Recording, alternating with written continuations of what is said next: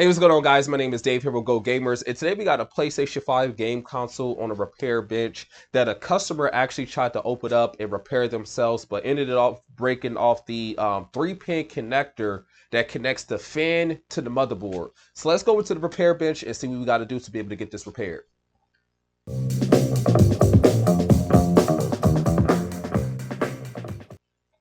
All right, so as you guys can see, we have PS5. I already have it to take it apart because initially they went inside this game console to repair the HDMI port, ended up breaking off the connector, and then ended up bringing it in to me.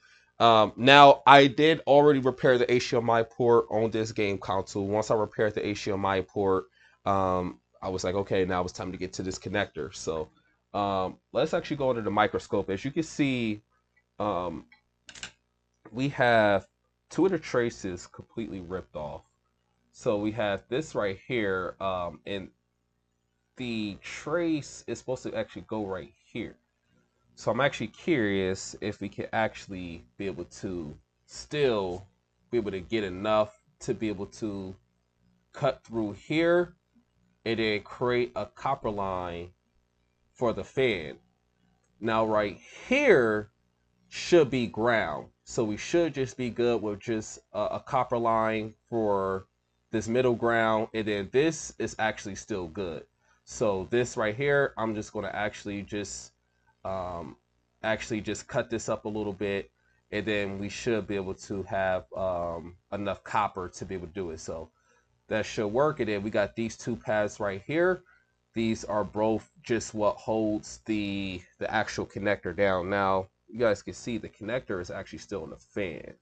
Now, I want to show you guys this little trick because some people are always curious on how to get this connector off of the fan.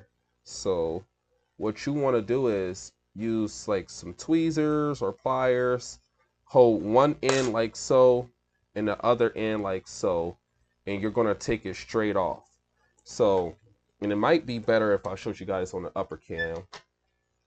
So if you guys can see, I have my pliers set right here. I have my hand set right here, and I just pull it straight off. And it's actually that simple. Now we have it removed from the fan. So let's go back over to the microscope. And I want you guys to see this. Now, we have under this microscope, hopefully it's not too blurry or too shaky. Let's see.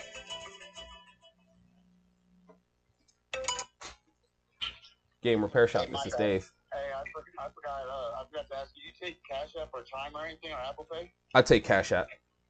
Cash App? Okay, that's cool. All right, I'm going to Cash App you the money here real quick, then I'll come over there to pick it up. Okay.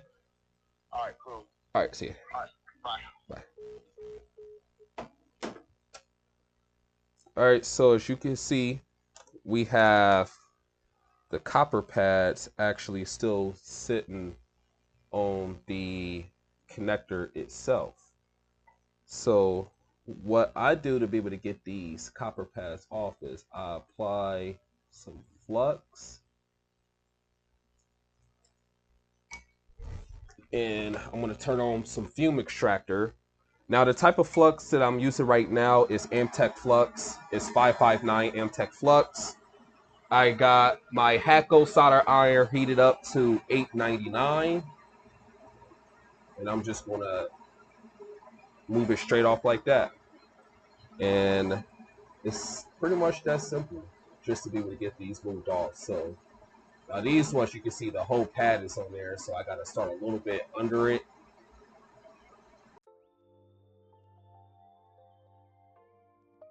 All right, so as you can see, now we have the copper pads freed up, well, the connectors freed up from those broken copper pads off the motherboard. Now, what I'm going to do is I am going to take my tweezers. I'm going to flip the connector around and see how we're going to have this lined up. So let's go back over to the microscope. Okay, so with the copper pad, the third pin connector on the far left, we should be able to get away without having to put a copper line, because there's enough there to be able to just solder that down straight onto the board. The other two, we're obviously going to have to create copper lines. And right here, we can obviously scrape a little bit away in this area, get the copper line up there, scrape a little bit away up there, and get the copper line up there. Now, you can use something as small as a tweezer or a very, very small flathead screwdriver to be able to go in and just slowly just scrape away some of the solder masking to be able to expose the copper underneath the solder mask, so you can be able to use the copper line. Now, I want to show you guys the type of copper line that I use. Now, everything that I use in this video is actually in the in my description, and I have the Amazon links to everything too. Now, I use this 34 gauge copper line. Now, this copper line is my favorite because it's insulated copper line, and if you want to expose the area, you just simply just put a solder iron to it with a little bit of solder, and you can be able to expose it. So let's move back to the microscope, and now what we're going to do is we're going to start scraping away. And actually too, I'm going to show you guys what I use to scrape. I actually don't use like a small flathead screwdriver or anything like this. I actually use this D1. It's like a small little cutter that I just turn on very low, and I can be able to cut it. If you want to find this out, it's in the description below, and I'll show you how this is actually done. All right, that's good enough. So let's go down here, and we're going to take a little tiny bit off of down here.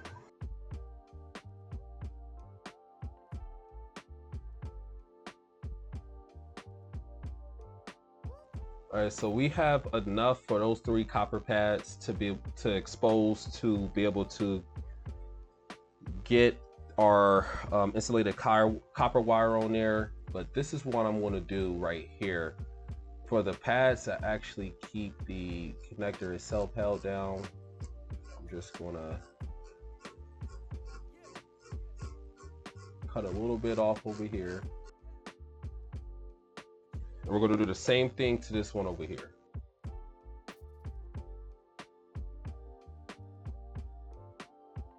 All right, first things first, we're going to start off with this one over here. And I'm going to apply a little bit of the 559 MTech Flux on there. We're going to take our copper line, and I'm just gonna, I haven't cut it off of the roll just yet, and we're just going to solder it just straight up, just like that. But what I'm going to do is I'm going to take my solder iron, I'm going to tin my solder tip just a little bit so I can be able to get some solder on there, to where once I move it over, I can be able to just straight up solder it down. So let me go ahead and tin my solder tip. Now you see, I'm just taking my solder tip, I'm putting it directly in front of my fume extractor. And I just put a little bit in there. And gotta make sure that fume extractor is actually on. But that is good enough. So let's go back over to the microscope.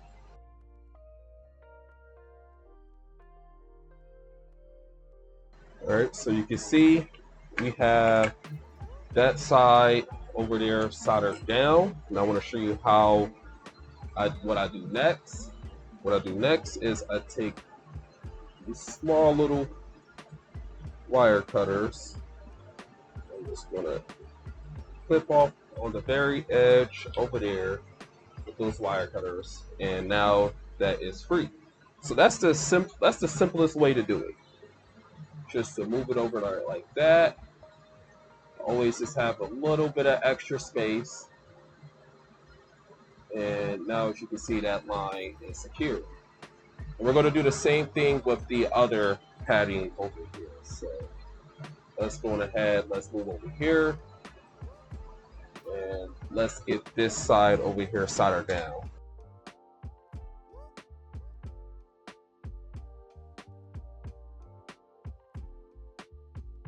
I'm just going to simply apply a little bit of flux over here. Apply some solder right here to just get this pad ready.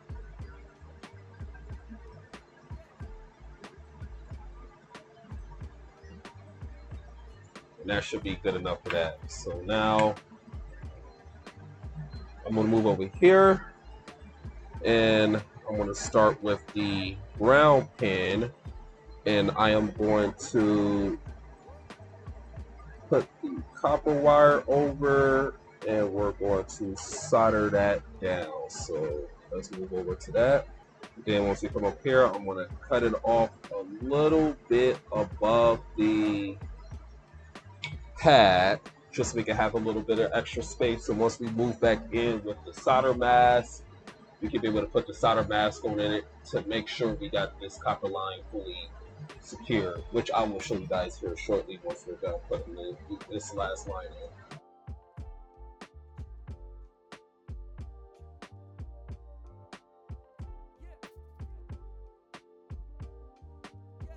Alright, so as you can see, we have that over there soldered down. And I'm just going to do the same thing as I did with the ground pin. I'm just going to move up just a tad bit and cut off right at the top, like so. Now we have all of our pins ready to go, exposed. So let's move on to the next phase. All right, so before we go into our cleanup process, this is what we're going to be doing. We're going to be working with our UV curable solder mask. Now, the good thing about this solder mask is it cures fast because all we need is just our black light and obviously our solder mask. Now, I'll recommend grabbing a small pair of tweezers or a small flathead screwdriver, and I'm going to show you guys how to be able to use this under the microscope. Now, the reason why I put down the solder mask is because it makes sure everything is secure and it's not going to move. And after we use the solder mask is then once I'll do the cleanup process. Reason why I don't do the cleanup process now is because a lot of times you start doing too much cleaning up before you put down the solder mask. I run into a lot of issues where the copper lines will just start to get pulled up or get messed up. So I'll apply the solder mask on first, cure it, and then come back, do the cleanup process, then put the connector on. So as you can see, I'm just taking just these small tweezers. I take a small amount. I literally just dip it straight into, it's hard to see because it's kind of blurry, but I dip it straight into the solder masking and I apply it just straight like so.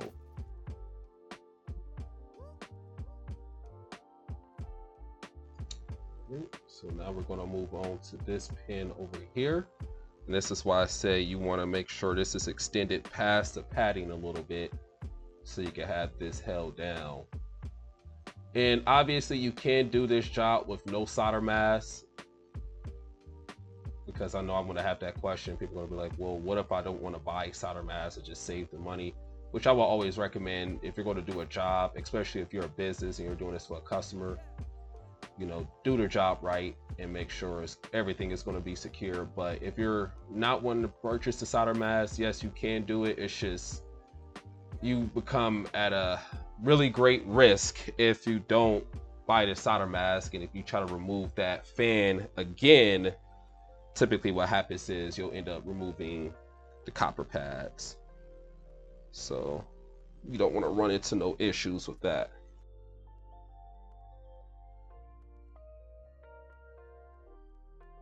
And notice how I just do small amounts. A small amount of solder masking will go a very, very long way. You see, even this small amount literally has this entire side drenched in it, like just rubbing across it. You don't need a lot. I don't put the tweezers too deep in there. I just go a tiny bit in take it out, and that's about it. And I just kind of just like rub around it instead of just dumping it on there or try to syringe it on there, which you'll typically have a whole lot of problems dealing with that, because then you'll have too much and you'll make the cleanup process even more unbearable.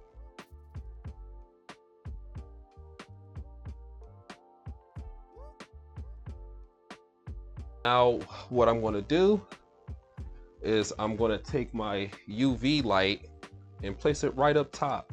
Now I have multiple UV lights, so these things constantly run out of batteries just because I do work like this all the time. So for whatever reason I got 3 of them, but this one is the strongest one right now, so I'm just going to use this UV light. And as you can see on the upper cam, I'm just going to place it directly, let me move this camera, above it like this, and I'll have it up directly above it. And I'm going to move this microscope out the way just to make it easier, just like this. I got it on. I'm going to turn off the surrounding lights, and I'm going to allow that to cure. I'm going to let it sit for about 60 seconds or so, allowing that to cure. 60 seconds should be good enough. Once I believe it's cured after 60 seconds, then I'm going to go in with these tweezers again, and I am going to just gently just tap the sides of the solder masking, which I'll show you guys just to make sure it's all good and secure. All right, as we can see, solder mask has been cured. I had it on there for 60 seconds. You can see I'm touching it, and this masking is on there. That's on there. Everything is secured.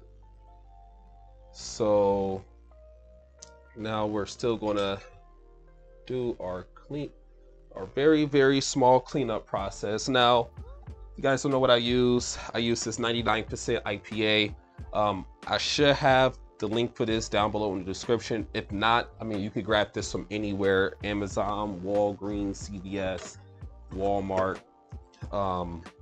They typically have them. They usually don't have a huge abundance of the 99% IPAs, but typically if you just go on Amazon, you'll usually be good. So I just dipped my Q-tip in there. I'm gonna go under the microscope, and I'm just gonna go around and just pat the edges.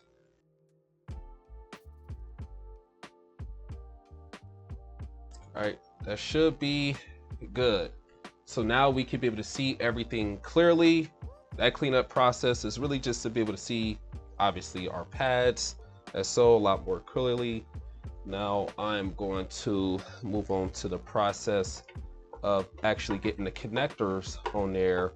But first, what we want to do is we want to go in and we want to apply solder to the actual connectors, to the actual new copper lines that we put on there. So once you put the connector on there, we can be able to get it soldered down on there really quickly. So I'm going to turn on my fume extractor, and I'm just going to get straight to work on this.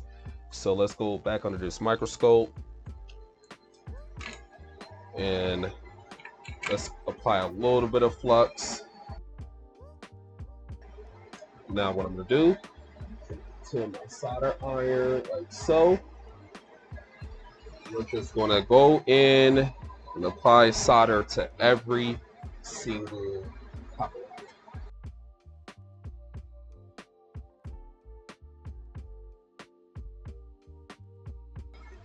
All right, so we got the solder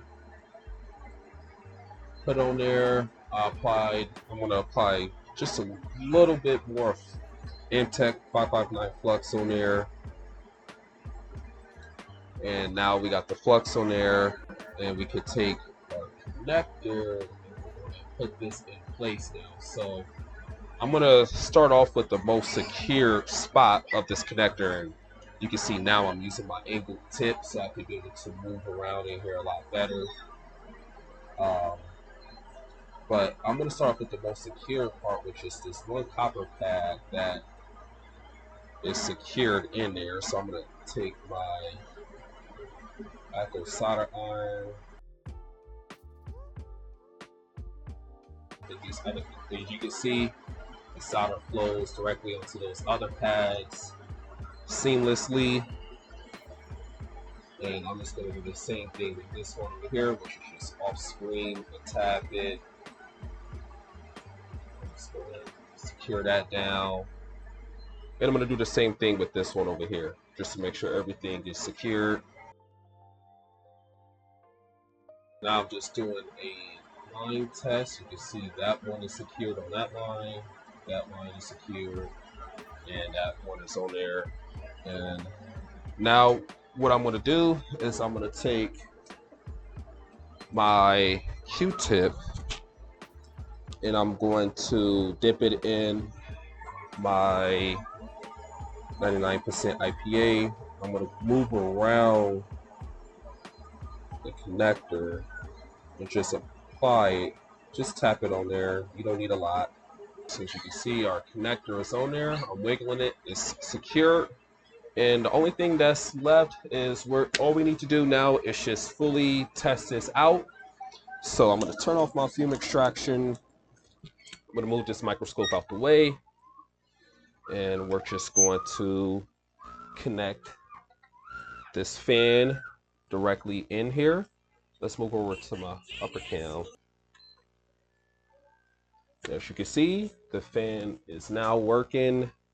Everything is good.